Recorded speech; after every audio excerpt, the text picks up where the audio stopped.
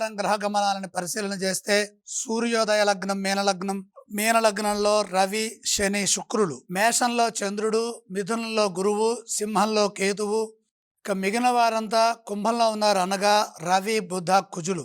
22 మార్చి ఆదివారము పరాభవనామ సంవత్సర చైత్ర శుద్ధ చవితి నుండి పరాభవనామ సంవత్సర చైత్ర శుద్ధ దశమి వరకు 22 ఆదివారము చంద్రుడు పెరిజీ దగ్గర ఉంటారు అనగా భూమికి అత్యంత దగ్గరగా 3,66,900 కిలోమీటర్ల దూరంలోకి వస్తారు.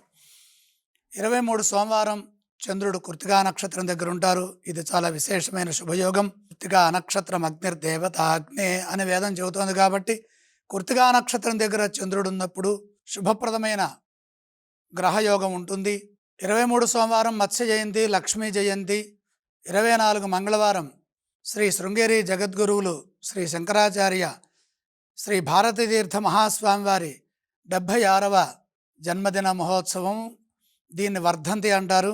అదే రోజు రవి ఉత్తరాభాద్ర 3వ పాదంలోకి ప్రవేశిస్తున్నారు. 25 బుధవారం శుక్రుడు మేషరాశి ప్రవేశం. 25 బుధవారం చంద్రుని ఉత్తర క్రాంతి 28 డిగ్రీల 4 నిమిషాల్లో.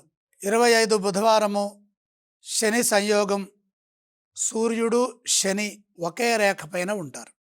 26 గురువారం శుద్ధాష్టమి, చంద్రుడు గురువు దగ్గర ఉంటారు. అర్ధబింబాన్ని ప్రత్యక్షంగా ఆకాశంలో దర్శించవచ్చు. 27 శుక్రవారం శ్రీరామనవమి. 28 శనివారం రవి ఉత్తరాభాద్ర నక్షత్రంలోకి ప్రవేశిస్తారు. 28 శనివారం రవి ఉత్తరాభాద్ర 4లో ఉంటారు. అదే రోజు చంద్రుడు పుష్యమి నక్షత్రం దగ్గర దర్శనమిస్తారు. ఇవి ఈ వారంలో ఉన్నటువంటి పంచాంగ ఖగోళ విశేషాలు.